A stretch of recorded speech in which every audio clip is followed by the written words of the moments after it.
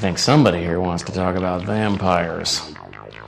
But I want to hear you talk about vampires. What can you tell me about them? Forget what you think you know. Vampires exist. My name is Blade. I was born half human, half vampire. They call me the Daywalker. Tonight, the age of man comes to an end. Welcome to the now playing Blade movie retrospective series. Now that's the guy I want to hear about. I want to hear about this character, Blade. Part of the now playing Marvel comic movie series. Ooh, so exciting, isn't it? Hosted by Jakob. So, you're the hunter they all fear. Stuart. Ready to die. I was born ready, motherfucker. And Arnie. He was born perfect. And just like the great white shark, this guy has never had to evolve. Join us at NowPlayingPodcast.com each week as we review a new Blade film. What the hell makes you think you know about hunting vampires?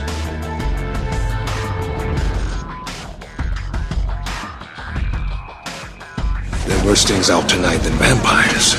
Such as detailed plot spoilers and mild language. Listener discretion is advised. It's open season on all suckheads. Let's get down to business, shall we? Today we're discussing Blade 2, starring Wesley Snipes, Chris Christopherson, Ron Perlman, Luke Goss, and directed by Guillermo del Toro. I'm Arnie, co-host of Now Playing. And is that a big phallus coming out of your mouth, or are you just happy to see me? This is Stuart in LA. Yo A, yo S, what's up? This is Jakob. Oh, enjoying your Krispy Kremes, are you? You know what happened to that character, right, Jakob? I do. They killed him. Do you have the detonator, Arnie? I'll push it twice. And we are here discussing Blade 2, and I just want to take a moment to discuss when this film came out. Or more specifically, how far down the rope had Wesley Snipes fallen that he needed to do Blade 2? I looked it up. He had just done Art of War and Play It to the Bone, so he was still doing movies that were in movie theaters, but they weren't hits, so that's where Wesley was. This was the first time he'd ever done a sequel. He turned down Major League 2. He wouldn't turn it down now. He might do the series. Don't they have direct-to-video Major Leagues now? I'm sure he'd even be up for those. I'm not sure that he's not in them. He's not. He couldn't get work release program. But no, Wesley Snipes was out. But what I was thinking of is, just so that we're put in the right frame of mind, this came out in March of 2002, about 1 month to the day before Spider-Man. So when we're looking at these Marvel comic movies, I felt it was important to contextualize that at this point when people are thinking Marvel Comics movies, when Blade came out, Blade was the Marvel Comics movie. I mean, all Marvel had to hold up as a big pillar was Howard the Duck until Blade. But now Blade's star is kind of fallen as Spider-Man would come out and take over, and so it was a new era for comic book films. Plus, X-Men had already come out in this time, too. So Marvel had really become something with comic book movies in the time since Wesley's first time as this character. Yeah, I still wonder how much people saw Blade, though, as Marvel Comics. Of course, the people into the comics would know that, but I'm not seeing the Marvel scroll. Yes, they give credit to the creators, and you see Stan Lee's name up there, but I guess by now that we've had The Dark Knight and we've had Kick-Ass, we're used to edgier superhero films. The X-Men films kind of did that, but we still weren't used to R-rated Marvel comic films. I mean, Blade still had that. Very true. This is R-rated and being directed this time by Guillermo del Toro, who at this point I knew as the guy from Mimic. That's more than I knew him for in 2002. I mean, I'm a big Del Toro fan now that he's done Hellboy. Hopefully there's a Hellboy 3. I'd love to do a Hellboy retrospective, one of my favorite comics. Love the films. Pan's Labyrinth. I had no idea who Del Toro was, though, in 2002. Believe it or not, I saw Kronos, his first movie, in movie theaters. He had an art house reputation. He was going to be part of the wave of Latin filmmakers that were really going to change Hollywood, and he was marked early as someone to watch. But really? Was there a Latin wave of filmmakers around the time of the Macarena, too? I hadn't heard of that. There was indeed.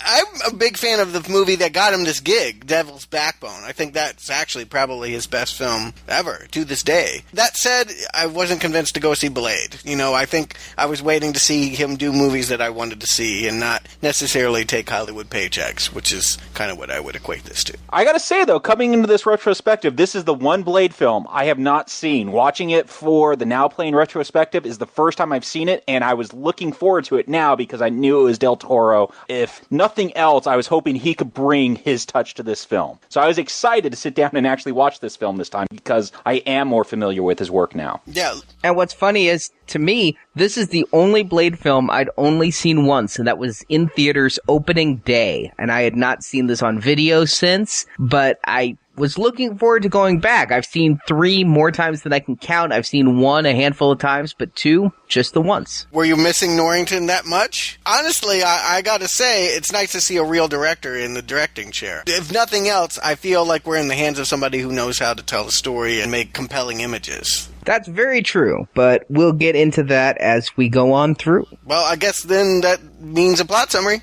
We start with Blade's rescue of Whistler. While in the last film, we all thought Whistler was dead, it turns out that he was turned into a vampire, but then tortured for 2 years until rescued by Blade and Blade's new weapons maker, Scud. What up, B? They rescue Whistler and inject him with a cure, but wait to see if he's truly human or vampire. Meanwhile, in Prague, Jared Nomak roams the streets as a new type of vampire called a Reaper. A vampire that feeds on other vampires and has such a voracious appetite that he must feed daily, causing an epidemic as hundreds of vampires are turned into monstrous Reapers. More, Reapers are immune to silver, garlic, and all other vampire weaknesses save for sunlight. This is a problem for vampire elder Eli Damaskinos, for if the Reapers continue to reproduce, plain old vanilla vampires like his clan will be wiped out. So he calls for Blade and asks Blades to team up with Damaskinos' Blood Pack, a group of vampires specially trained to kill Blade, led by Damaskinos' daughter Nisa in fighting the Reapers. Blade at first refuses, thinking anything that kills vampires is a good thing, but Damaskinos points out that when the Reapers have wiped out vampires, they'll turn on humans. So Blade enters an uneasy alliance with the Reapers, especially racist Blood Pack member Reinhardt, played by Ron Perlman, the future Hellboy. Their investigation leads to the death of several members of the pack, and Blade finds his loyalty shaken as he develops an attraction to Nisa, but Jared approaches Whistler with vital information. Reapers are not a natural evolution of vampires, but rather, Jared is genetically engineered by Damaskinos. Damaskinos is trying to develop the perfect vampire, immune to all weaknesses including sunlight, but to do that, Damaskinos needs Blade's blood to study. Whistler tries to warn Blade, but Damaskinos captures them both with the aid of Scud, who was Damaskinos' familiar. But while Blade is being studied, Jared infiltrates Damaskinos' lair. Jared kills Damaskinos and also bites Nisa, but Blade escapes. He and Whistler fight their way through Damaskinos' troops, killing Scud and Reinhardt before entering into a showdown with Blade. Blade slays Jared, but Nisa was bitten and will turn into a Reaper. So in a touching moment, Blade carries Nisa out to watch as the sun rise as she turns to ash, and credits roll.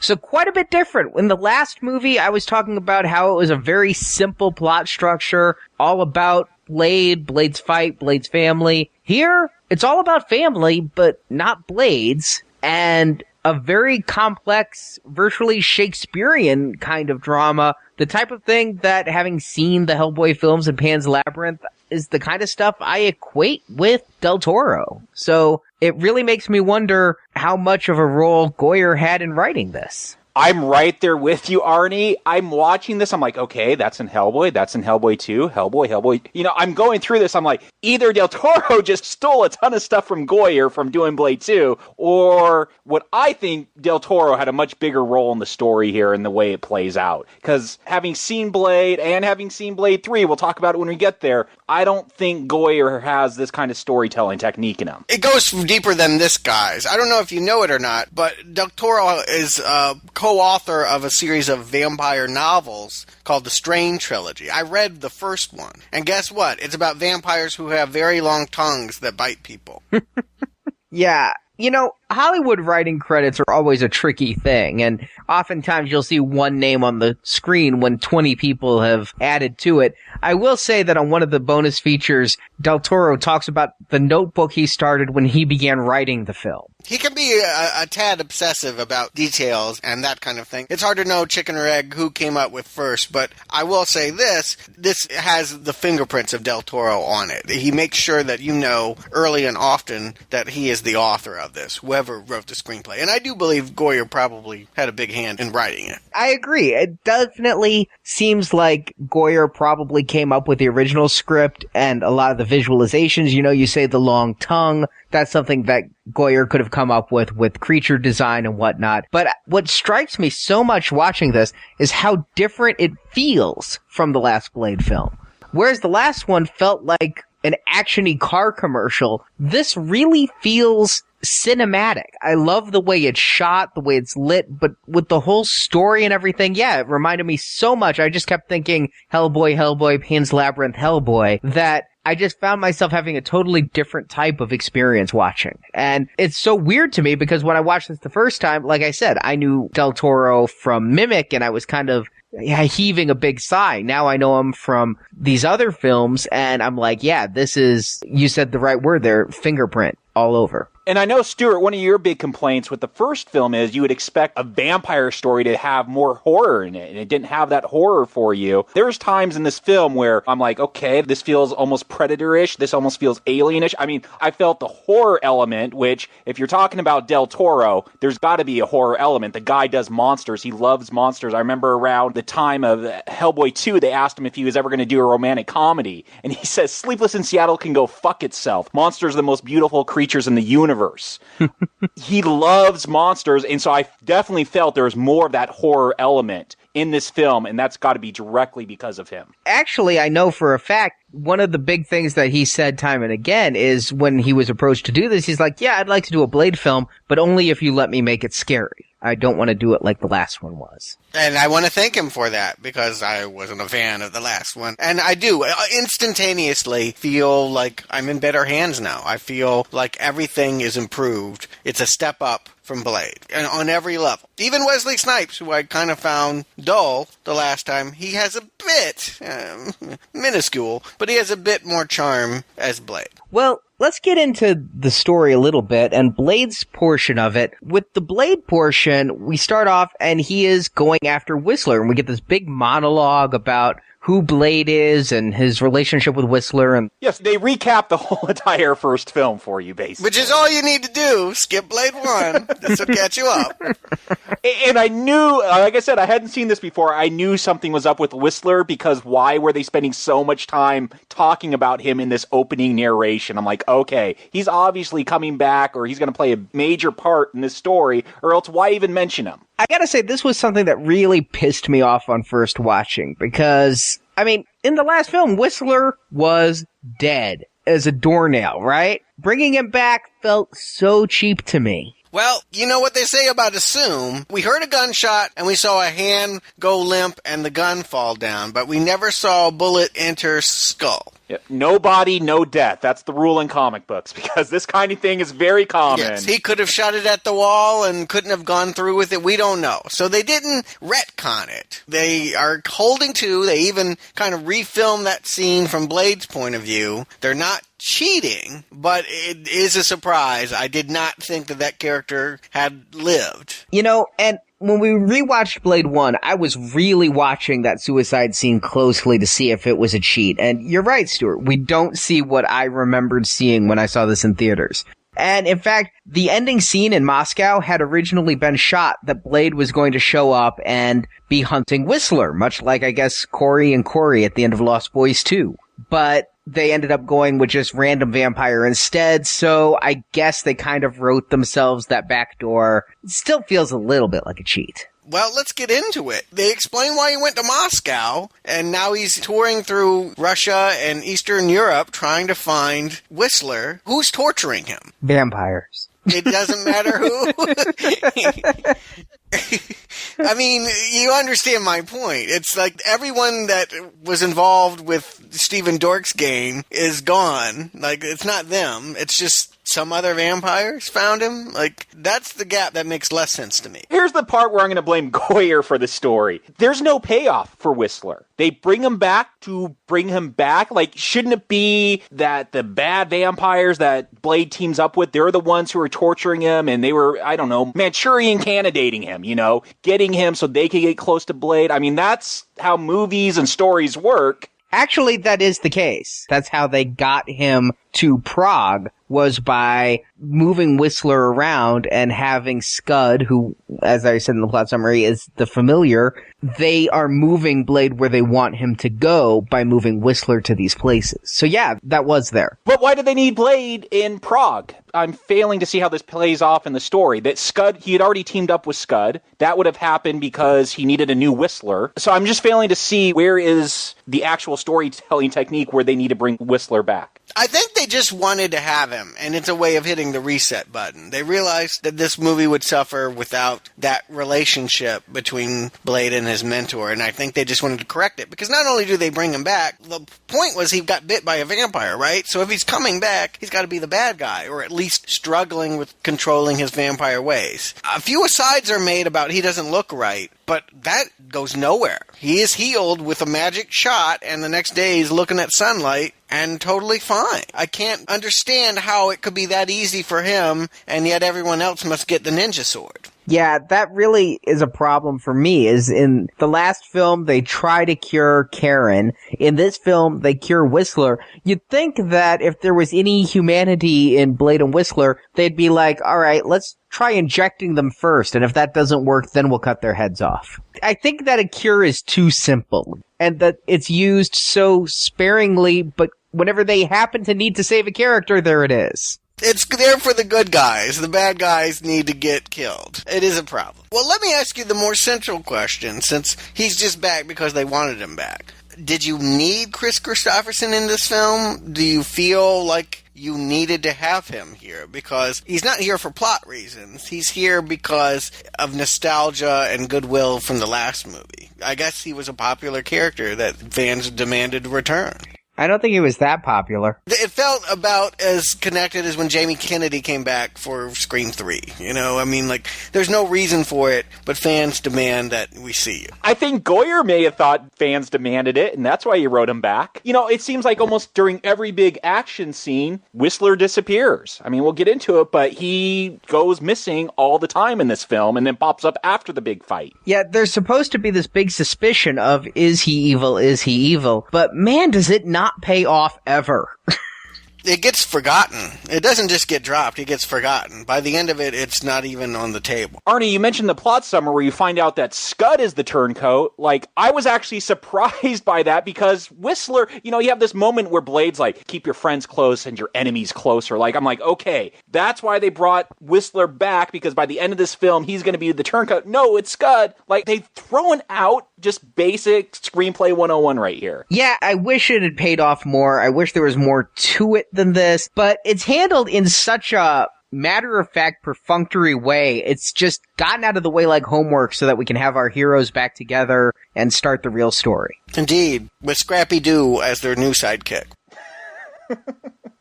You didn't like Scud, Stuart? He's scrappy. I mean, you know, he's written to be the identifying character for the young kids who might not relate to Wesley and Chris, but truly he's so unctuous and annoying that, I mean, I don't know, this actor bugs me. He's also on Walking Dead. And he plays a Scuzz bucket on that too.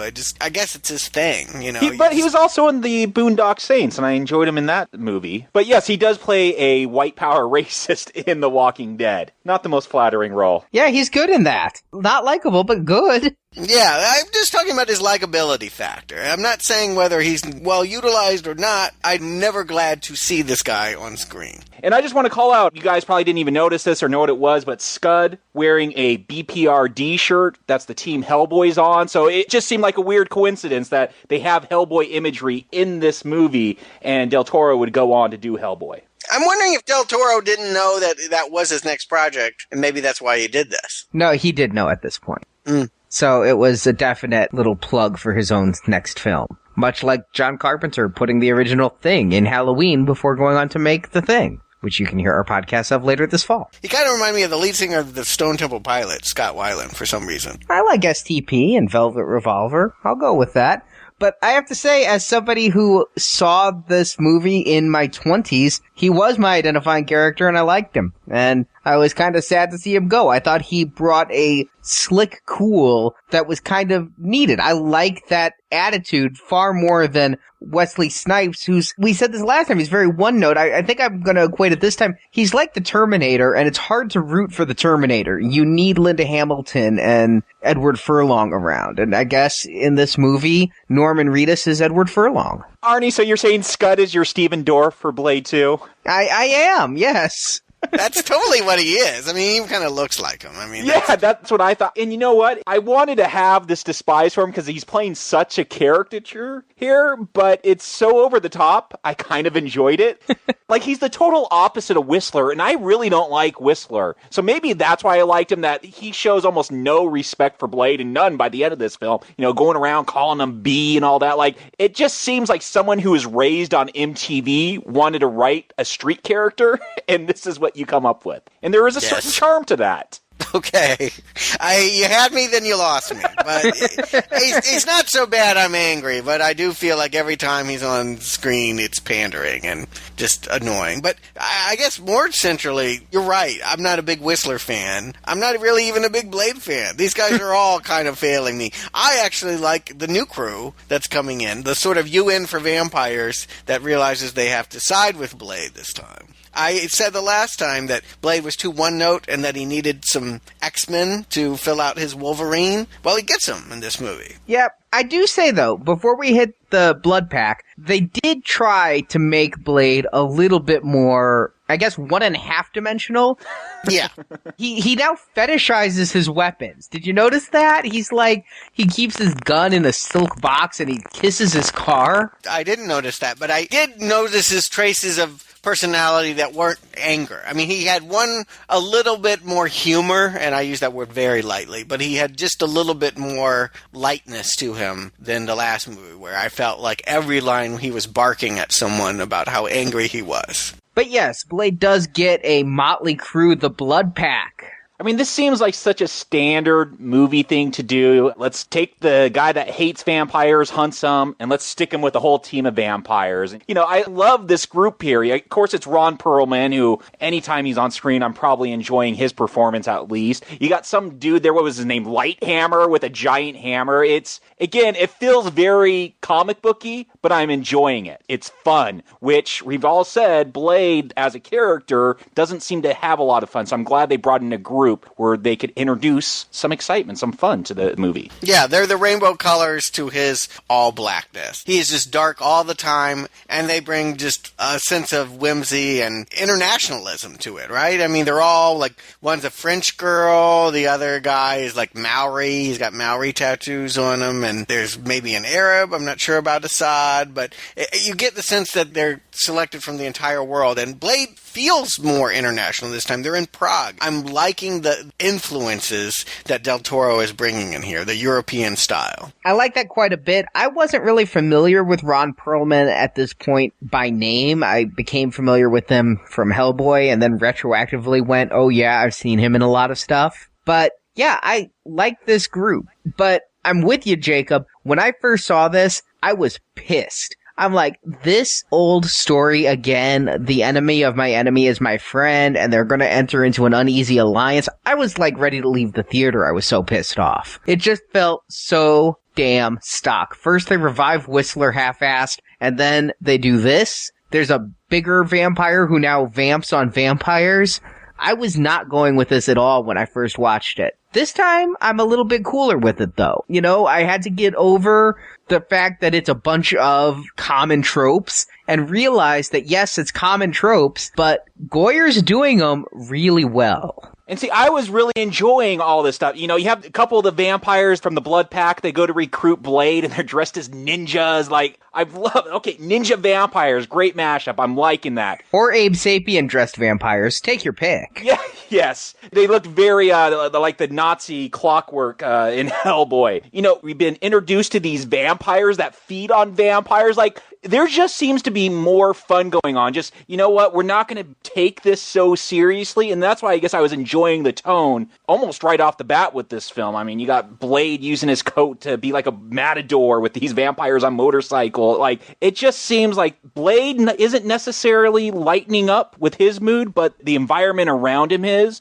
and it just works better. It works to see Blade as kind of this fish out of water, where everything's a little bit more absurd, a little bit more maybe even cheerful, and he's this quiet, somber character. Like, I think it's working better. At least it is for me. You know, Jacob, you mentioned that ninja fight, and all right, I have one problem with this movie. I love the action in it, but I know where this is going. Wow, this is some terrible ass CGI. You know what it reminded me of? Had The Matrix Reloaded come out yet? No, but The Matrix obviously had, and... Well, I'm talking about a very specific scene in Matrix Reloaded where Neo takes on, like, the thousands of Agent Smiths, and it just basically turns into a video game. This really felt like Mortal Kombat 4 or something on the PS3. I mean, they don't even look human. They're shiny, like computer graphics. This happened a little bit during the opening fight where Blade's fighting the Eurotrash vampires, but it got really out of control with the ninjas. And I gotta admit something. I said I hadn't seen Blade 2 before. I had seen this scene. I was flipping through channels one day,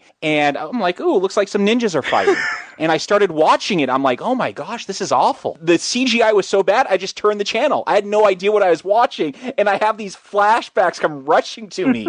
When I get to the scene, I'm like, oh my gosh, that was Blade 2. And it really was this bad. Yeah, you know, I complained a lot about the CGI in the last film. For the most part, it stepped up in this film. But yes, this ninja fight is bad. And unfortunately, it's not an isolated incident. While there is some that's better than others, anytime they try to get into wire fu, they just never even did wires. It's not like how they normally do CGI where they film an actor and then move it by computer through space. These are quite obviously 3D models that are not people doing things that people could not do. And it's cheap and it's bad. And again, 30 days before Spider-Man, I realized this didn't have Spider-Man's budget, but it's not that I had to give it a certain time. They could do good CGI at this time, and this wasn't it. Really? You feel like the artificiality of the people is very different from Spider-Man? I guess we'll get there when we get there, but it was giving me Spider-Man flashbacks, particularly when they're doing the flips, when they first come into Blade's warehouse and all of that. It really felt like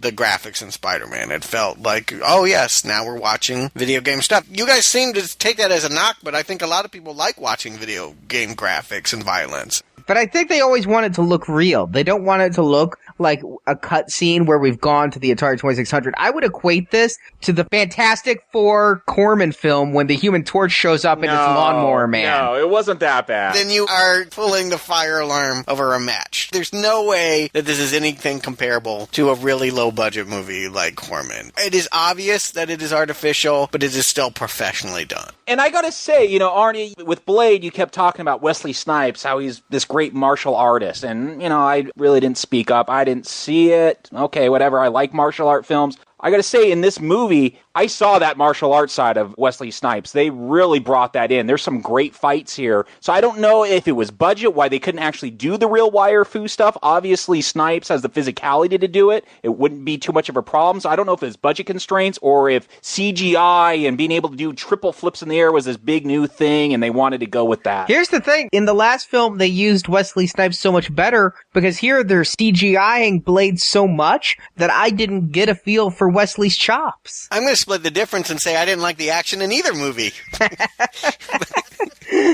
I'm still not won over. I see what they're trying to do here. I do feel like the sets, the art direction, the look of this movie is so much sharper. But when it comes down to ninja time, I'm still checking out. And it's happening an awful lot. And here's the thing is I'm loving it. I am loving how much action we're getting and the visual style of the action. I'm really feeling adrenalized, despite the fact that I think the CGI is bad. We go from the big fight before Blade rescues Whistler to this fight maybe 5 minutes later, and I'm really enjoying it because it's a variety. You know, the first time he's fighting a bunch of people on a motorcycle, now he's fighting a couple ninjas in front of the lights. It's so stylish and just so kinetic. I'm really enjoying it, and I'm not getting bored by having too much action. I gotta ask, when you're bit by a vampire, can you suddenly do martial arts? Why is it that every vampire can do flips and tie bow? I just makes me want to get bit by a vampire. I don't have to go to the gym anymore.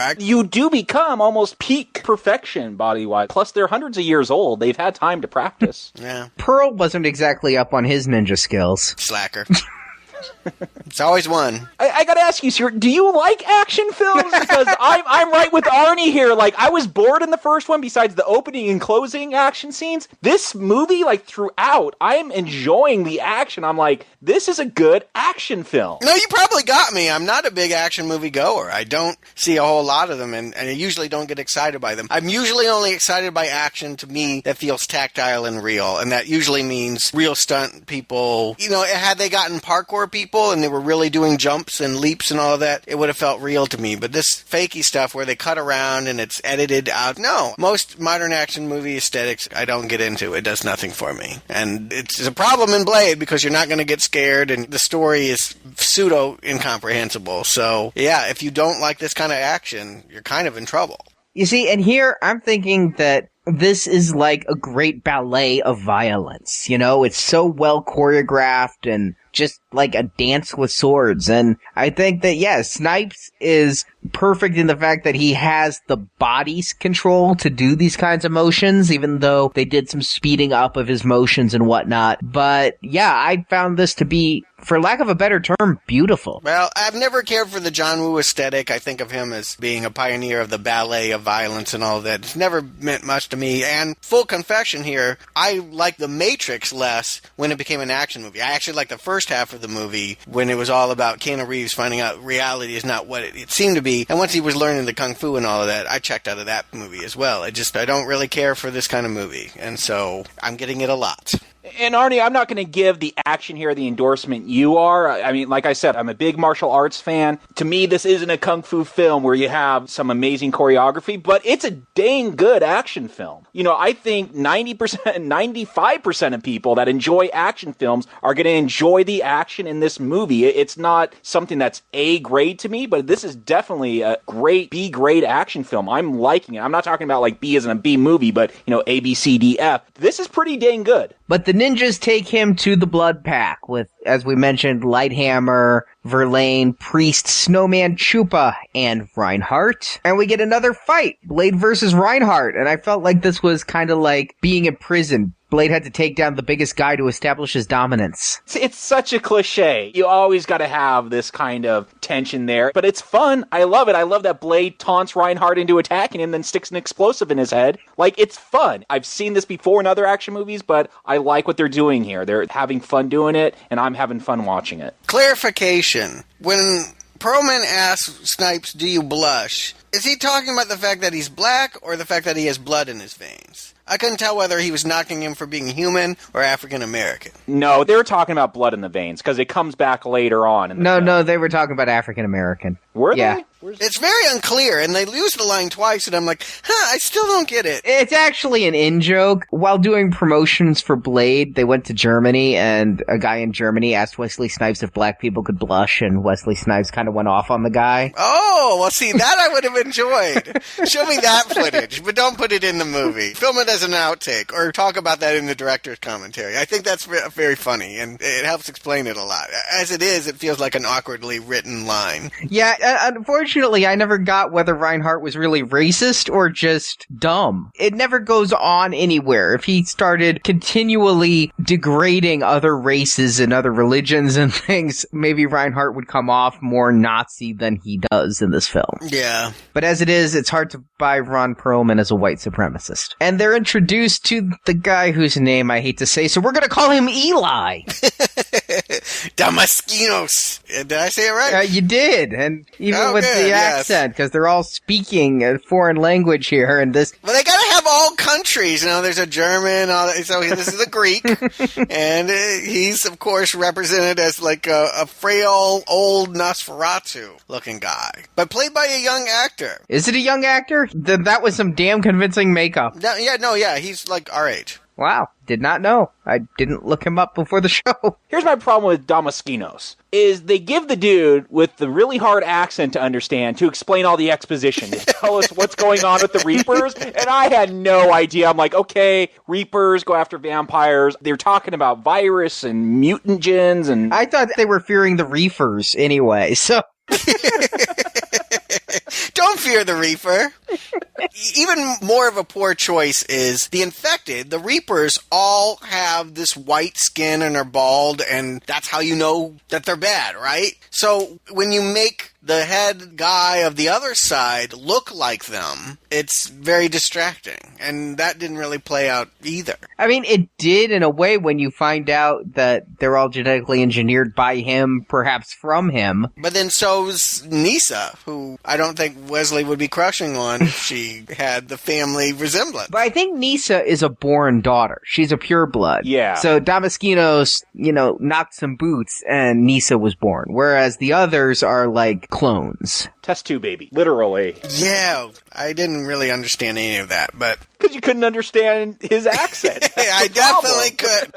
Who is Damaskinos? When writing the summary, it's just, they only say that he's a representative of the ruling body of the vampire nation who are all glad that Blade offed that prick Frost. Yeah, who knows? I don't like this kind of mythology building where there's all these tribes. It's like why I can't get to an Underworld movie. It's like they're all about like family lineage and like I can't follow it. I'm not going to draw a family tree for you for a vampire movie. It does get confusing because I thought those were all the ruling families and their secret 1,000-year-old lair in the middle of Los Angeles. And now there's older ruling class. Yes, it's all very confusing and poorly explained, and I just want to move on. I agree with you, Stuart, though. I said in the last podcast, Underworld takes it too far, and I liked what Blade 1 did with it. Here, I'm kind of still liking it because I feel like I don't need a family tree. I just kind of wanted one when they were trying to say, yeah, we're a bigger, badder vampire body. But they couldn't off Frost for some reason. We had that same problem last time. Frost was granted diplomatic immunity by somebody. Somebody liked him. It's best to just move on. Yeah, perhaps so. Whoever Damaskinos is, he's brought Blade here specifically so that he can tackle a problem that they mutually will have, which is that there is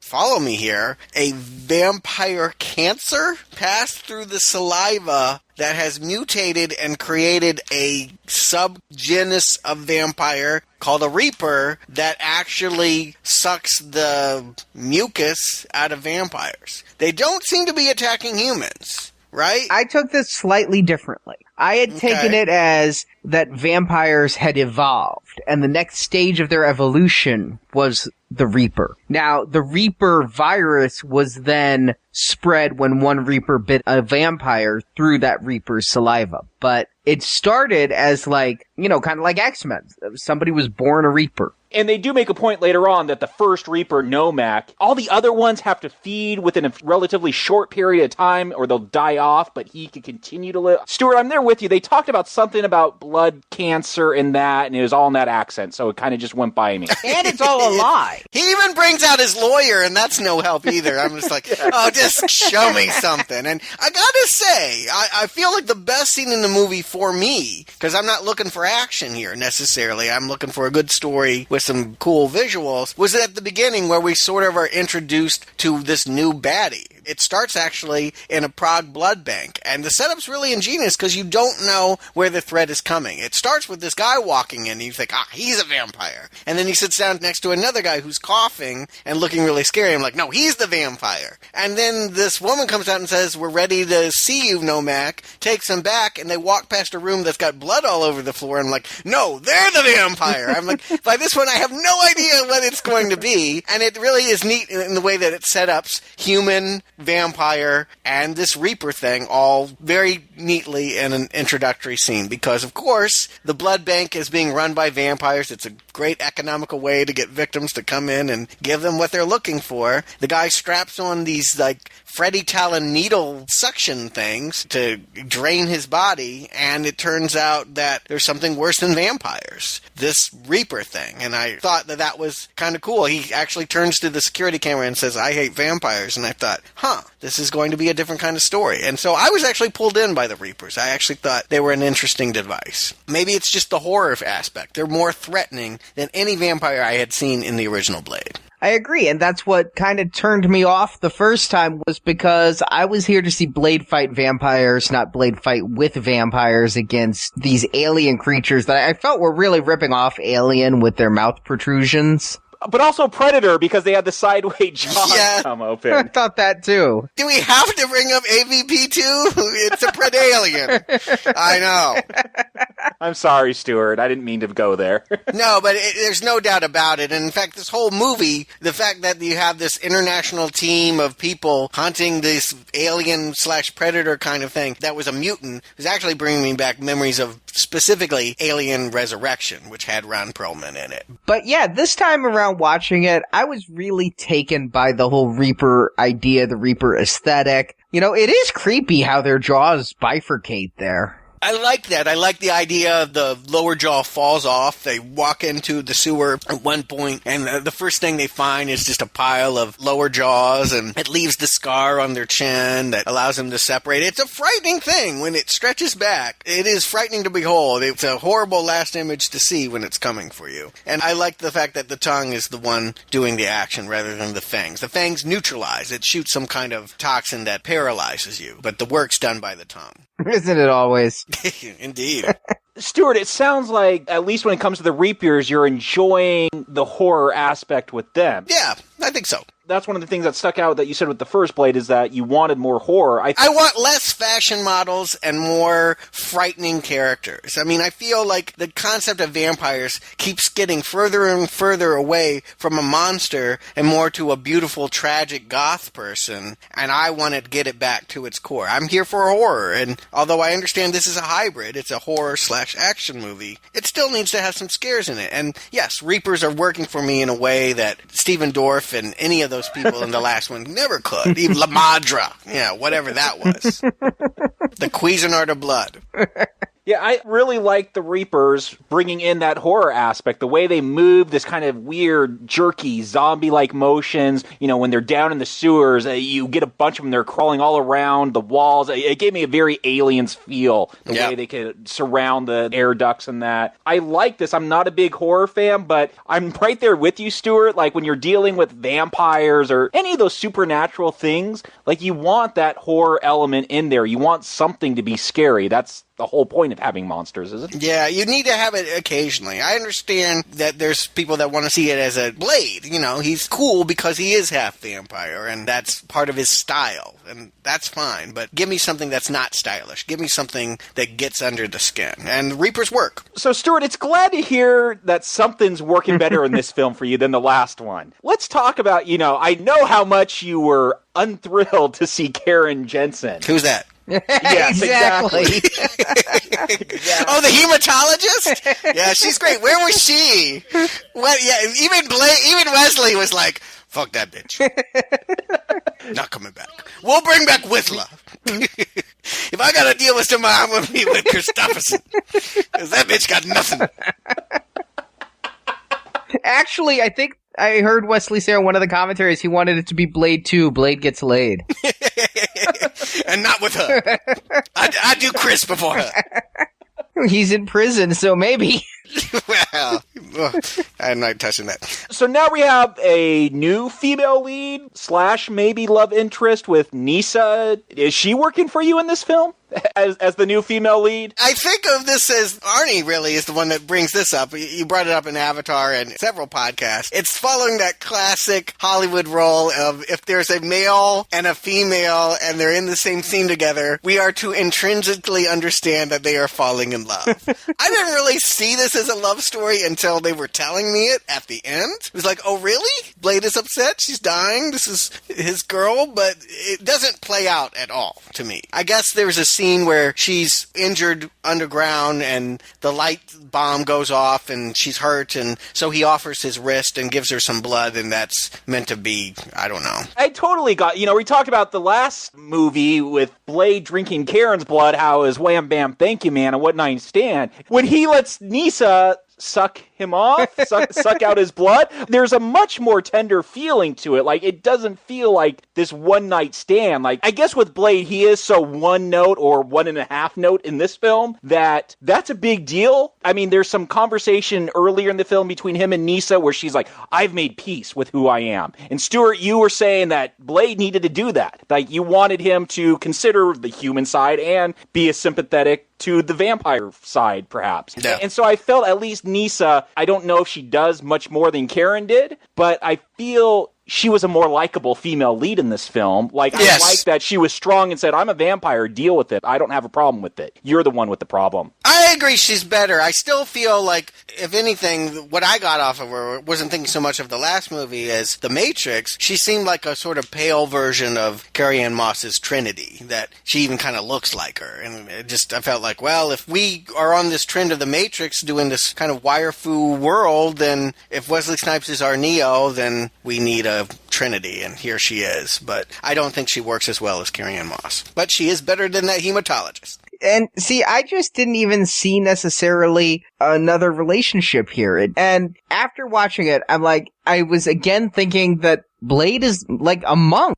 And there's the scene where Whistler's like, you're forgetting which side you're on, don't let that woman fool you, things like that. And I'm like, really? I'm not really seeing it. And again, I'm not even sure why Wesley tells Whistler, keep your friends close and your enemies closer. Is he saying, I'm pretending to be close to Nisa so that I remember she's my enemy? Or is he threatening Whistler, saying, you're my enemy? And like we said earlier, with the Whistler thing, it's just dropped. It's never explained. The whole Nisa relationship, I found out when I went into the supplemental materials, was mostly excised from the print. There was a lot more filmed that really delved into that relationship, including like a post-coital scene. All of that was cut, and rightly so, but because they cut it, it makes the ending really seem to come out of left field. It really did for me, but it wasn't something I felt was genuinely moving. I don't feel like they had chemistry. And in fact, I took that ending, honestly, as him giving Nisa a warrior's death, not necessarily as love, when I first saw it. Blade's hard to peg as really a sexual creature. A monk is a good way of thinking about it. I feel like one-note characters tend to be about their anger and their rage. And Blade, to me, it's hard to imagine a softer, gentler Blade. He's sharp all the time, and he's not going to be soft with anyone. It's hard to see it. Yeah, I'm not going to say they developed this relationship, maybe even at all, but I could tell they were trying to go for something. Like I said, I thought when Blade gives Nisa his blood, I thought they were trying to play that. To me, I interpreted it as supposed to be a tender moment, a big sacrifice for Blade to do that it was a sign of affection. I wish they would have developed that more. And yet, this man has had his blood drained in 2 movies, and it doesn't really seem to be that big a deal. He's like, yeah, drain me.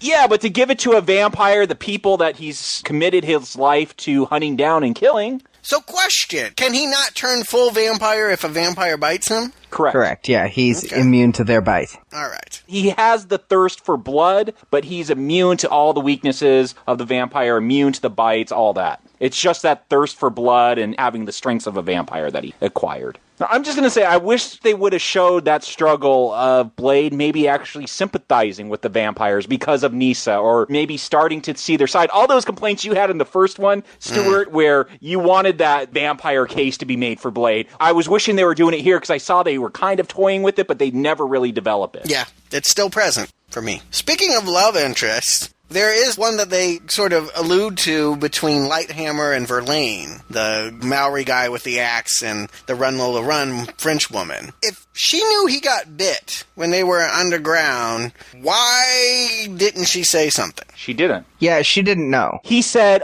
he dug his nails into my back, but he covered the actual bite, because the Reaper was also clawing into his back, and that's what she was tending to. But he used his leather collar to hide the bite. My problem with that whole storyline was I had trouble keeping the blood pact straight. I think there were too many of them. It seemed like they weren't given enough time other than Ron Perlman. And I'm like, there's the curly-haired one, there's a chick. I couldn't even really keep straight how many were in the group at times. There's 8, which is a lot. Well, I didn't even realize that. I mean, I remember Perlman, Lighthammer, his girlfriend, Priest. I think those are the only ones that I could recall. Yeah, there are a lot of them. And there's Snowman, the deaf ninja Asian dude. And there's Chupa, the big guy. I don't know. You're right. You're reminding me of these. They didn't remind me of Assad, the guy that came with Nisa. He sort of was functionless, really. He ends up getting it in a pool of water. And you see, they whittle it down a little bit at the House of Pain, but a lot of the House of Pain stuff wasn't working for me because there were too many and there was too much going on and I was having trouble keeping it all straight. The Blood Pack needed to be a couple more main characters that we'd follow, people who'd get more screen time. It seemed like most of the screen time was devoted to Ron Perlman and the rest were really just background characters and I couldn't really tell them apart except for Chupa. Do either of you guys recognize Chupa? Chupa's one of the main recurring characters in the Fast and Furious series. I was surprised to see him here because he was in the last film as the vampire who screams, "I got his pig sticker," and then his hand blows up. Oh, yeah, I remember that guy. Yeah, okay. Same actor playing a different character. Isn't he like a stuntman? No, he's just a buff actor. Oh, okay. And he wasn't really all that buff in the first one. He buffed up for Fast and Furious between the two Blade films. But yeah, I recognized him, and so I knew him, but he didn't do anything. And when they're doing all of this other stuff in the House of Pain, I'm just really having a hard time following what's going on until finally they get down to Jared versus Blade on the scaffolding. It's a body count. They're not there to be characters. They're there to be killed. It's like when a bunch of teenagers show up in a Friday the 13th movie, Arnie. I mean, yeah, they're not a workable team. We need the Reapers to be able to feed on somebody, and that's why there's 8 and not 4. Let me say this about the House of Pain. It's supposed to be this club. We talked about all the club scenes in the first Blade. This is where I wish maybe we could go back to the first director for this scene, because I like the club scenes a lot. This one just didn't have that same oomph to me with Del Toro directing it. It was missing something. I was sad to see that I lost the excitement when they got into the club here. Well, first of all, was I the only one who was thinking of Everlast in the House of Pain? Yes. Jump around, jump up and get down. But I did like some of the images in there, like the person getting their spine replaced and... Oh, I love that stuff. All the, carving the flesh and all that. Very Del Toro stuff. I love that. I wish there was more of the strobe and some good techno music in there. It was just missing that thing that gets you pumping and want to jump up and start dancing, I guess, that I felt with those other scenes in the first Blade film. Well, by this point, techno was kind of out. 2002, when Blade 2 came out, I mean, you'd have to go to Prague to go to any club that's playing it. Also, were you guys wondering why these vampires are totally cool with people walking around with vampire-killing equipment? It just seemed weird. Maybe they're so tripped out on vampire ecstasy. I mean, there's literally vampire cocaine in this movie, which looks like it's chopped with blood. So maybe they're just so drugged out they don't recognize these people walking around with stakes and garlic bombs. But I just thought it was kind of weird how nonchalant they were towards that whole blood pack roaming around in there. Yeah, if I'm at like a rave, I'll be cool with a lot of things going on, except a bunch of militia-looking dudes coming in with guns. Then I think it'd be party's over. But during one of these numerous fight scenes, Jared approaches Whistler. And don't you think Whistler's gonna die again? I thought Whistler was gonna come back just to be killed again. He's just one cunt hair away from Hillbilly Heaven. No, I was waiting for him to turn and become the bad guy. Like, I thought that's what they were building up. That's why they brought him back. So what did you guys think of the whole conspiracy? He's not an evolution, but a bioengineered, more perfect vampire. Well... That's not a good sound. I'm still trying to understand it, frankly. I don't understand the revelation that Damaskinos created Jared. He was hoping to create what Blade is, right? That's the goal. We want to invent Daywalkers. And so he has a whole box full of fetuses that he is doing genetic engineering to make them perfect vampires like Blade, right? Yes. I got an idea. Why don't you get a pregnant woman and bite her? Like, is it that hard to make Daywalkers? Is it that hard to do? That's what thank you, Stuart. That's what I've been wondering. Do they not know Blade's origin? Yeah, there's a lot of pregnant women walking around. I feel like, why go to the science labs? Why get the fetuses when you can just do it all natural? Like, even Frost knew that was Blade's origin because he was hooked up with his mom. Like, instead of trying to hunt down Blade the whole time, why not just buy it? Yes, you're right. I feel like if that is your ultimate goal, you really don't need to create Reaper strains. You know what, though? They always refer to Blade as a half-breed. I think they want a perfect vampire, not a half-breed. Okay. But what is Blade's weakness? He doesn't have a weakness, except what? He needs blood? The vampires seem to enjoy blood. He's not very charming. He doesn't have a personality. He does not get laid. That's the one thing he did not adopt from vampires. Vampires always have the sex appeal, and Blade did not get that. Yeah, he's not getting a bump in this one or the last one. I wonder that myself. Blade's origin's a little too easy to reproduce. There's no radioactive spider or cosmic rays here. No. But well, let's go with it, because what else can we do? All right, so he created Jared by accident. Jared does know that that is his dad, and broke loose, turned loose, ran away, thrown out. Why is Jared wandering the streets? More to the point, how old is Jared? I mean, has he been running around for 20 years, or does he age more rapidly? Yeah, it seemed like the Reaper thing was pretty new. They kind of fudged my impression that it was new and that there wasn't a whole lot of Reapers, but then you get into the sewer scenes where there seems to be hundreds of them. Yeah, it's not very clear. But yeah, they say specifically at the beginning, when they're delivering the truce and asking for Blade's help, that there's only 12, but that in a couple months there could be thousands. So this epidemic is just on the cusp of breaking out. I mean, it's hot and new. So I'm presuming that Jared was alive for some time, but wasn't biting vampires until very recently. Perhaps it was like the X gene. It took puberty to bring on the Reaper gene in him or something. Who knows? I'll go with that. So, knowing that, that's why they get Blade? This wasn't a whole ruse to get Blade? No, it was. I thought it was a whole ruse to get Blade. Like, yeah, they wanted to get rid of Nomak, but they really wanted Blade, and this was a good excuse. That's what I got. I think it's a bit of both. I do think that Damaskinos wants Jared killed, but I also think the primary motivation was to bring in Blade. But I gotta bring up something here. I know I wasn't on the Blade Runner podcast, but I do love that movie. Did either of you get a bit of a Blade Runner feel off the whole Damaskinos-Jared relationship?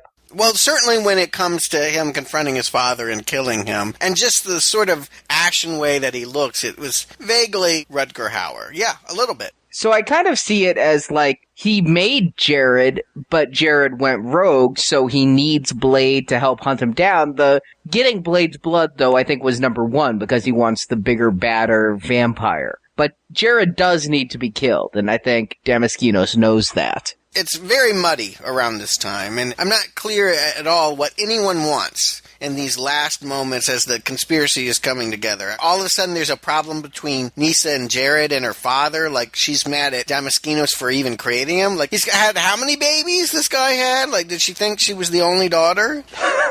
Yeah, I'm confused at this point, because Nomak turns on Nisa when Nisa seemed to be on Nomak's side as far as their father being an evil bastard. Like, I don't understand why Nomak... okay, I understand why he turns on his father and kills him. I'm not sure how he kills him. He bites him, but... It doesn't turn him into a Reaper. No. Yeah, he doesn't turn into a Reaper. He just dies, but then he bites Nisa, and she's turning into a Reaper. I think the difference is he rips out Damaskinos' throat. He visibly rips out stuff there, which normally can't kill a vampire, but I guess if you're really old...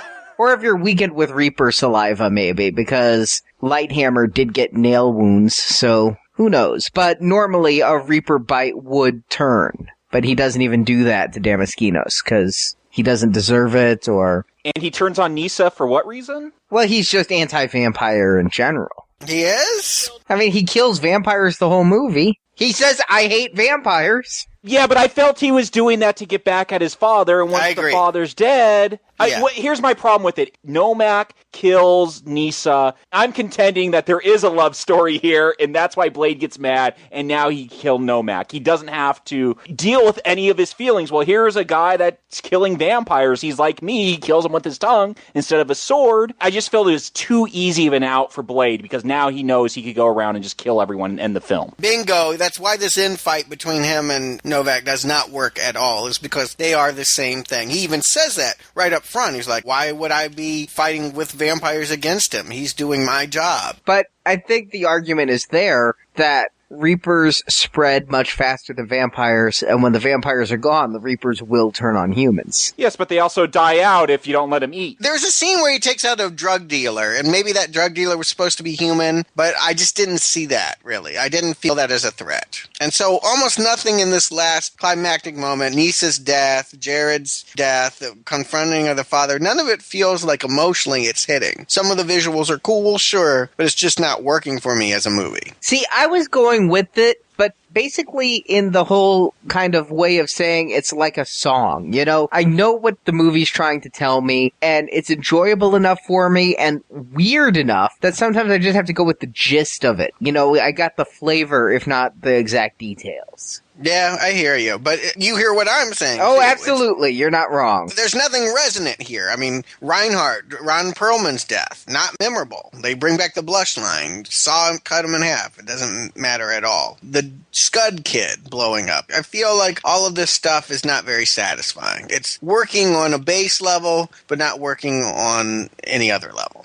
Let me ask you guys one question, though, about this. With all of this going on with Damaskinos and his son and his daughter and everything, and the Blood Pact, did you kind of feel like Blade was tangential to this story? Because last time it felt like it was very much Blade's story. Frost had turned Blade's mother. Blade was having an arc of sorts, coming to terms with his own half-breedness, turning down the cure at the end. Here, Blade is brought into Damaskinos' family problems, and it's reminding me a lot like of Hellboy 2, where I felt like Hellboy and the entire BPRD were bystanders in that story. It seems even more so here. And I just gotta say, another movie about a feuding brother and sister, where the brother is also played by the same guy who plays Nomak. So yes, I got those Hellboy 2 moments here as well, Arnie. I gotta say, yeah, but we have all agreed Blade's not very interesting, so why not bring in a relationship or a feud that has a little more flavor to it? I'll put a finer point on it. Do you think nobody likes Wesley Snipes? Because I feel like at the end of the day, it's like, we gotta have him, but let's just drain his blood again, because I don't want to deal with him.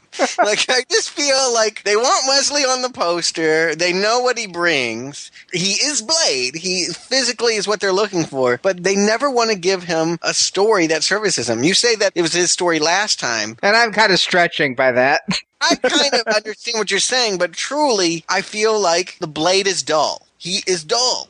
And it's just an intrinsic problem, and I don't know whether they're trying to work around the character being dull, or they just don't like Snipes, and they won't write him a good part. But it's 2 for 2 here. Yeah, I just felt this one even more so than the last. If they'd done more with Whistler, if they'd done more with Scud, if they'd really stuck to that relationship, and we were seeing Blade's first love or something to make this an important moment in Blade's life. But as it is, it felt like this was an important moment in Damaskinos' family and the death of him and his daughter and his genetic son, but it never felt Blade, which was a disappointment. You know what I didn't like? Was Blade falling into a pool of blood. Now, we saw last film he had to feed on Karen before going. This film, he falls into a big pool of blood to feed on before going. I don't like that every movie ends with him giving in to the bloodthirst. It's like Popeye with spinach. He like drinks the blood and now he's Super Blade. Yeah, but Popeye doesn't go and beat up spinach farmers. You know what I mean? Like, the irony is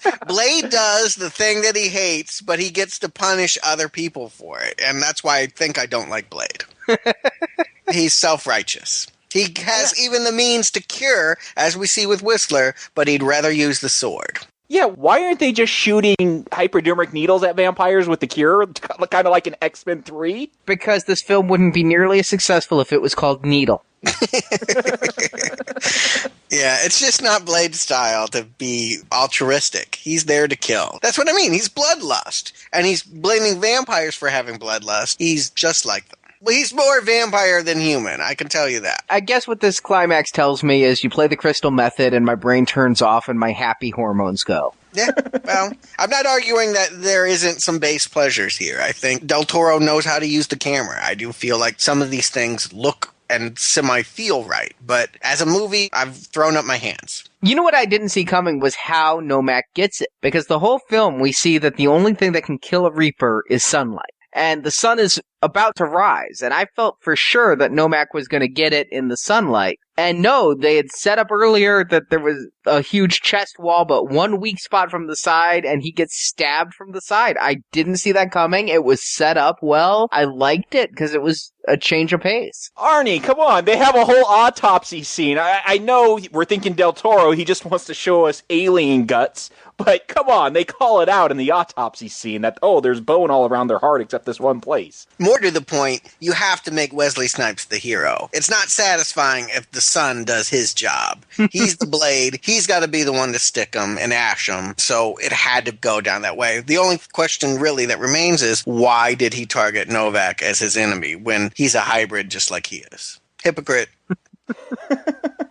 That said, I did think it was kind of cute how they kept bringing in Rush. You guys notice Rush? He's the only vampire that's not like a supermodel looking. He's like the balding Italian looking dude. The one that gives Blade answers on the whereabouts of Chris Christopherson at the beginning. And then he's at the club in the middle when Blade walks by and goes, oh shit, and runs in the other direction. The movie ends with him in London going to a peep show with some razor blades, thinking he's going to cut up some exotic dancers, and Blade is there instead. I love that. It was a good callback. Again, Blade might not have a lot of humor, but this film does. This film keeps it fun, not necessarily because of the leading actor, but despite him. And Del Toro and maybe Goyer, again, I don't know how much writing Goyer actually got into this film, but there's some fun with that scene.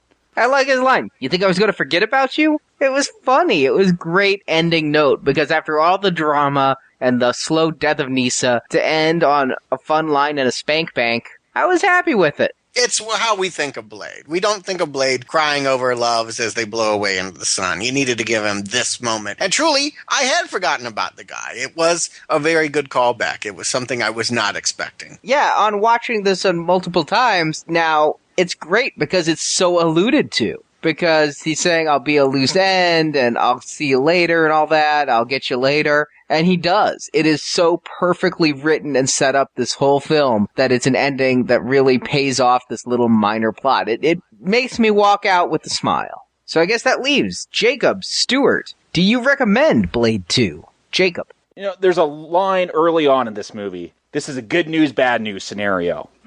I guess I'll hit the bad news first. We've talked about this. This movie has story problems. There's things that are poorly explained or just don't make sense. I think the third act in this film, I don't know what it is with Hollywood writers. Their third acts just often bomb and tank movies that have decent first and second acts. There's problems with this film. But when I'm sitting here watching it, here's the good news. I'm enjoying the action. I enjoy what Del Toro is bringing to this film. There's a visual style there with the Reapers, the way their mouths open up, when they're in the House of Pain and you're seeing all the flesh torture go on, like the blood cocaine. For some reason, that sticks out of my mind. I love how the vampires, they're just mixing blood with everything. This film looks good. Again, I think it's a pretty good action film. The martial arts, when they're not CGIing it up, they're fun to watch. It's keeping my attention, and at the end of the day, I go to see a movie. Yes, I want a good story, but overall, how is it hitting me both story-wise and visually? And while the story here has some problems, the visuals are enough to let me get by those problems, especially with this third act. I enjoyed the action, I enjoyed the special effects, and the creepier tone that Del Toro brought in. So I'm going to recommend Blade 2. Stuart. Everything in Blade 2 is better than Blade. So if you enjoyed Blade or you enjoyed aspects of Blade, I definitely recommend it for you. But because nothing here is bad, doesn't mean that I think that it's good. And that's what I'm really struggling with here, is I'm very meh on Blade. I want to call this blah. Not Blade. It's just blah. It's okay. It's fine. They have done everything better, and it is hitting a lot of marks. But for someone that's seeking a good vampire story and wanting to like our hero and wanting the villain to have a good moment and not have it robbed and be the genetic mutation of an evil father, there's just too much here that's frustrating for me. And I gotta say, for me personally, no, I can't recommend it. It's not good. Even though it's not bad, it's not good, so I can't recommend Blade 2. As for me, as I said before, when I saw this in theaters, I didn't like it, and I didn't see it again until now. But I was wrong. I think it took a decade for me to come to appreciate Del Toro's style, and I can really credit the first Hellboy for opening me to some of his ideas, and then seeing Hellboy 2 and Pan's Labyrinth, and now going back and seeing Blade again. I love the visual style. I love the family drama. I love all the Del Toro-ness here. And back then, I didn't like the enemy of my enemy bit. I love it now. I didn't like the style back then. I'm in awe of it now. I like Blade more now. The way he takes charge of the Blood Pack, his constant verbal sparring with Reinhardt. It's just, like you said, Stuart, everything is better here. And I really like the first movie. And so, yeah, this is a very strong recommend for me. And I just can't believe that a film that I've enjoyed this much and actually respect beyond just a base pleasure, but actually respect in many ways that I've taken this long to not see. Yeah, I think that at the end, some of the story bits don't entirely hold up to a magnifying glass. It is kind of hard to figure out exactly where the wires were pulled, but just because we can't connect the dots doesn't mean that we're poking holes in it. It's just not overtly explained. Some things you just kind of have to go with. Or not. I just can't find any holes in the story. It's just Damaskinos didn't come out and say, by the way, Blade, my whole point was to yada yada yada. They didn't James Bond it, so I have to maybe connect the mental dots myself. So yeah, I highly recommend this movie. And look forward to Blade 3, which previously was my favorite of the series, and see if I even like that one more than this one now. Well, if they keep continuing this trajectory, I'm looking forward to Blade Trinity 2, because they're definitely perfecting it. They're close. I feel bad about giving this an arrow down, because I don't feel like it's a failure, but I didn't enjoy it. And so I'm right there on the borderline. I know some people will, and I recommend it for them, but for me, can't quite do it yet, but maybe next time. Hey, I know Trinity's going to be a silver bullet for you, Stuart, because it has your favorite actor, Ryan Reynolds. Well, you guys keep telling me he's good, so this is the make or break it time for Ryan. Your make or break it for an actor is a Blade movie. Uh-oh. It is.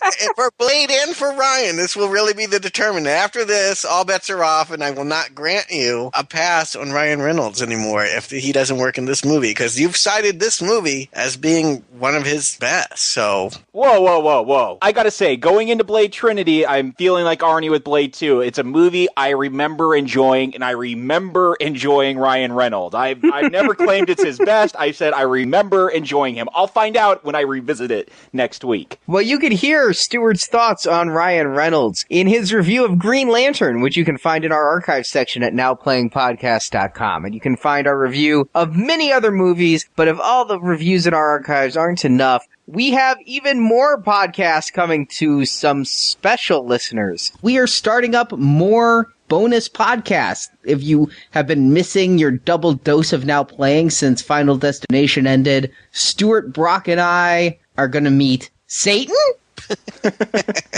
Indeed we are, with William Friedkin's Exorcist and the 4 films that followed it. We're going to be doing the whole Exorcist saga, starting with the classic 1973, voted by Time Magazine the scariest movie ever made, and we'll be seeing all versions of that, and then going forward, Exorcist 2, The Heretic, Exorcist 3, Dominion, a prequel to The Exorcist, and Exorcist the Beginning, bringing Rennie Harlan back to us. I'm really excited for the series. Me too. I mean, I'm a Rennie Harlan fan, as those who got our Deep Blue Sea podcast know.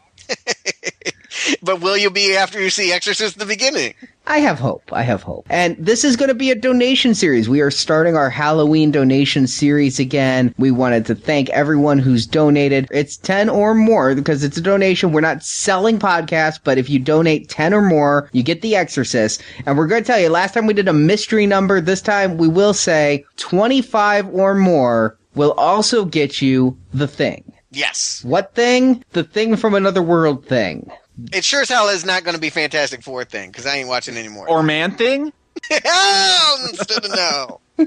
But I will definitely rewatch John Carpenter's Thing, as well as its original 1950s Thing from Another World, or this new reboot, prequel, quasi-sequel, whatever it's going to be, coming out in theaters October 14th. I'm down for all three. I'm really excited, and I think that one's going to be worth what we're asking. So we're going to be releasing a bonus podcast each week to donors, and again, these donations help keep Now Playing going. So this Friday, Exorcist 1 comes out, and one per week after that, going through all through October with bonus podcasts if you do the 25 or more. And this really does help keep us on the air, helps us pay for our bandwidth. You know, our expenses keep going up the more listeners we have, and so we need the donations to keep going up so we can keep bringing you the shows and keep seeing the movies and keep doing bonus shows like we did with Final Destination. So thank you for your support, and just remember, it's a donation. We're not selling podcasts. We'll always have totally free Tuesdays and then bonus donation Fridays. But the free one's Blade 3, right? Well, Blade Trinity. I think you want to find the $10 personally. But you have the Holy Trinity this Friday and then the Blade Trinity next Tuesday. I see symmetry. Find the $10, people. We appreciate it. Thank you. So thank you very much. You can find that donate button at the bottom of NowPlayingPodcast.com. At the top of NowPlayingPodcast.com, you can find our archives with all of our older regular series, including a lot more Marvel movies, Fantastic Four, X-Men, and the Marvel Misfits, Howard the Duck, Man-Thing, and Kick-Ass, as well as non-Marvel series, such as Friday the 13th, A Nightmare on Elm Street, Halloween, and many more. And also at the top of NowPlayingPodcast.com, you can find the forums link. Come to the forums. Tell us what you think of our podcast. Tell us what you think of the Blade series. And follow us on Facebook and Twitter, where we post episode announcements and movie mini-reviews. All of the links at NowPlayingPodcast.com. Stuart, Jacob, thank you for joining me. You bet. We'll talk to you next week, suckheads. It started with Blade, and it ended with him. The rest of us were just along for the ride. Thank you for listening to the Now Playing Blade movie retrospective series, part of our Marvel Comics movie series. So where am I supposed to go? Come back to NowPlayingPodcast.com each week as we review another Blade film. She likes to listen to MP3s when she hunts. Me, I'm more of a David Hasselhoff fan, you know. And while at NowPlayingPodcast.com, be sure to join our forums where you can discuss the Marvel movie films with other listeners and read Arnie's reviews of Blade, the TV series. A new review will be posted in the forums each day during this retrospective series. Some kind of archive. This must be where they keep most of their records. And in the NowPlayingPodcast.com archives, you can find reviews of other Marvel Comics films, such as X-Men and Fantastic Four, as well as non-comic book-based series including Star Trek, Terminator, Predator, Philip K. Dick, Tron, and many more. We also have individual movie reviews of films like Green Lantern, Avatar, Cowboys and Aliens, and Scott Pilgrim vs. the World. Try some. You might like it. You can also follow Now Playing on Facebook and Twitter, where we post announcements of new episodes, and where the hosts post movie mini-reviews. Links to our social media pages are at NowPlayingPodcast.com. It's time you fucks contributed something to the cause. Don't be a bloodsucker. Donate to Now Playing. Support from listeners like you help keep Now Playing operating. How do you think that we fund this organization, huh? We're not exactly the March of Dimes. You can find a link to donate using PayPal at the bottom of our website, NowPlayingPodcast.com. So, can we just go right ahead and sign you up for one of our secret Night Stalker Dakota rings? You can also show your love of Now Playing Podcast by shopping at our store, where you can buy Now Playing t-shirts, coffee mugs, mouse pads, and much more. The link to our Cafe Press store is available at our homepage. And that's basically turning a frown upside down. Now Playing's Blade Retrospective series is edited by Arnie. Now this here is a man Who takes his job just a little too seriously, don't you think? Now playing credit narration by Brock. Sounds good to me. Now playing is not affiliated with Marvel Enterprises or New Line Pictures. The Marvel characters in all of the Marvel Universe contains is the intellectual property and trademark of Marvel Publishing Incorporated, and no infringement is intended. Damn it, Blade, don't you see what they're doing? They're waging a goddamn PR campaign. Now it's not just vampires we gotta worry about. We're gonna have to take on the rest of the world, too. The opinions expressed on Now Playing are those of the individual hosts and may not reflect the opinion of Venganza Media Incorporated. Didn't know this was a popularity contest. Now Playing is a Venganza Media production, copyright 2011, all rights reserved. Now walk away, you stupid son of a bitch. Walk the fuck away. It's not over. There's still a war going on, and I have a job to do. Kuchiko. And is that a big phallus coming out of your mouth, or are you just happy to see me? I don't know what that means.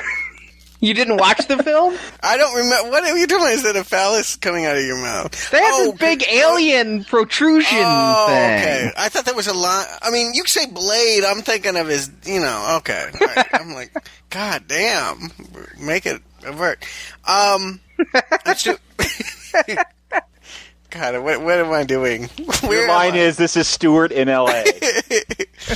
Kuchiko. This is a problem for vampire elder Eli Damascus. Oh, I hate this name. I do too.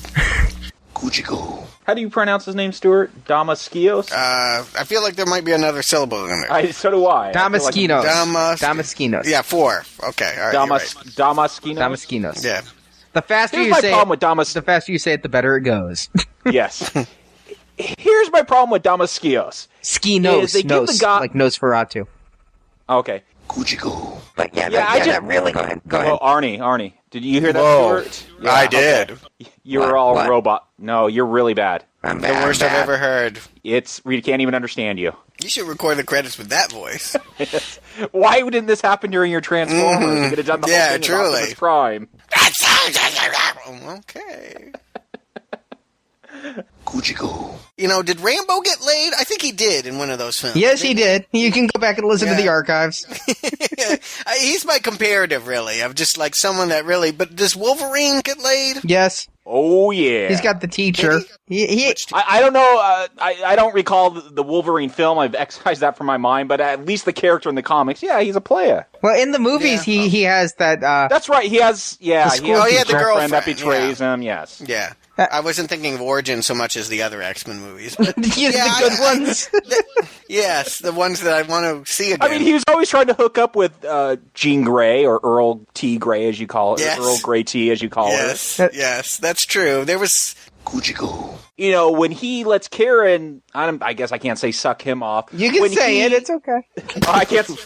Kuchiko. Do either of you guys recognize Chupa? I guess I'm the only Fast and Furious fan in the room. I guess so. We could both be newbies if we ever do that series. Or you guys can do it without me. Well, Kuchiko. He's just one cunt hair away from Hillbilly Heaven. I'm quoting Chupa. Yes, I like that line. I wrote that one down. Wow. I didn't remember that line from the movie, and I'm usually the one who would remember that. They dropped the C word, and you didn't remember it. Yeah. I know it. If it was a 12-year-old girl saying it, you would have remembered it. Hell, it would be in the opening credits. Yeah. Kuchiko. Thanks a lot, suckhead. And No, that's his line. I know. You don't take it. What I was looking for... Kuchiko.